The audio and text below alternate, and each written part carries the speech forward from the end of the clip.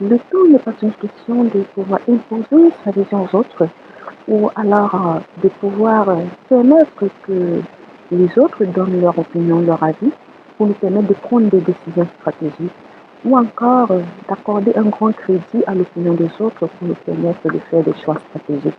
Aujourd'hui, nous mettons en lumière une autre façon de faire, de diriger, de coordonner, de planifier, d'analyser et de contrôler l'ensemble des ressources matérielles, humaines et financières qui sont à notre disposition pour pouvoir ainsi analyser ou réaliser la meilleure performance de l'entreprise ou alors d'un processus ou d'un projet mis à notre disposition.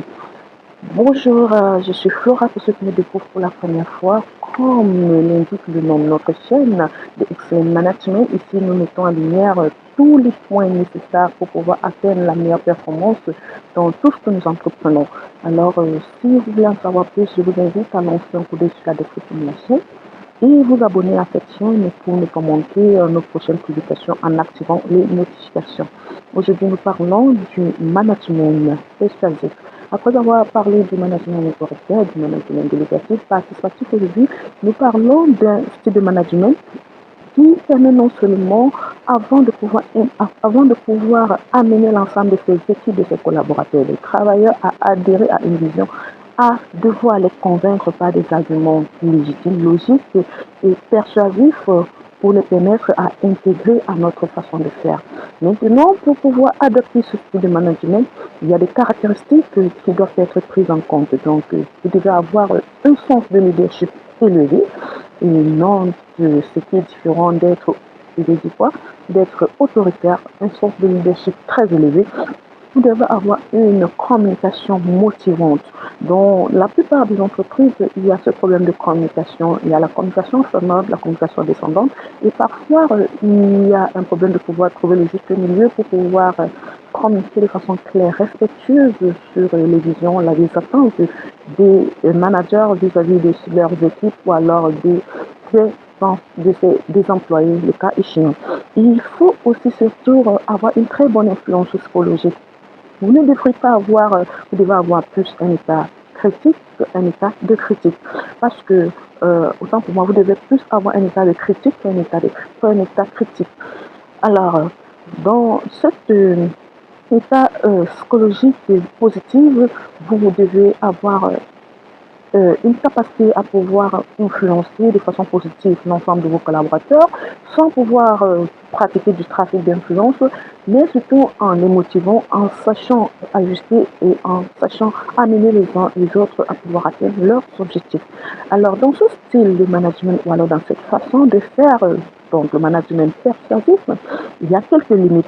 Pour pouvoir donc adopter ce style de management qui est fortement recommandé dans les entreprises commerciales et ou dans les départements de marketing et de commerce dans les différentes organisations, il peut y avoir quelques limites.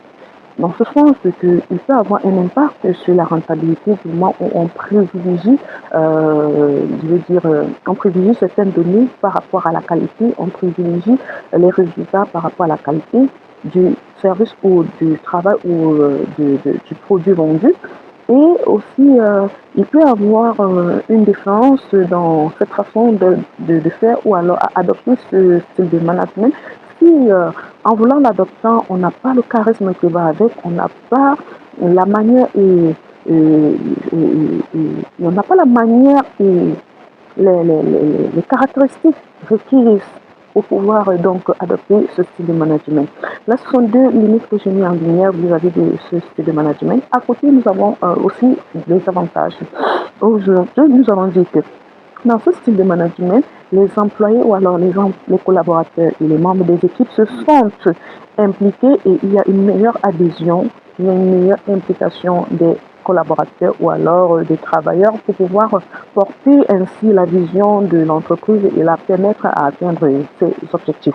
À côté de ça, on peut avoir des employés beaucoup plus engagés, beaucoup plus dévoués dans la tâche et Aussi, un autre avantage, on peut avoir une très meilleure productivité. Donc, l'objectif de toute entreprise étant sa productivité, sa rentabilité et sa performance à long terme, ce style de management est fortement recommandé ainsi pour les structures, je redis encore, commerciales et ou encore dans les départements de marketing et de commerce pour pouvoir ainsi permettre aux différents collaborateurs de pouvoir atteindre les objectifs de l'entreprise. Et qui dit objectif ici, ce sont les objectifs de façon quantitative et de façon chiffrée. Donc, en ce qui concerne sa performance, la réalisation de son chiffre d'affaires, et ainsi que le rapport entre la qualité du service et la qualité du produit vendu. Sur ce, j'ose espérer que ces éléments pourront éclairer la lanterne de plus hommes. Je vous en souhaite très bon usage et je nous donne rendez-vous très bientôt pour la prochaine séquence de ce chapitre. Sur ce, portez-vous bien, je suis Flora. N'oubliez pas de vous abonner. Si vous avez des questions, je suis disponible, vous pouvez les poser en commentaire et aussi partager à quelqu'un à qui vous estimez ou bien vous pensez avoir besoin de pouvoir écouter ceci.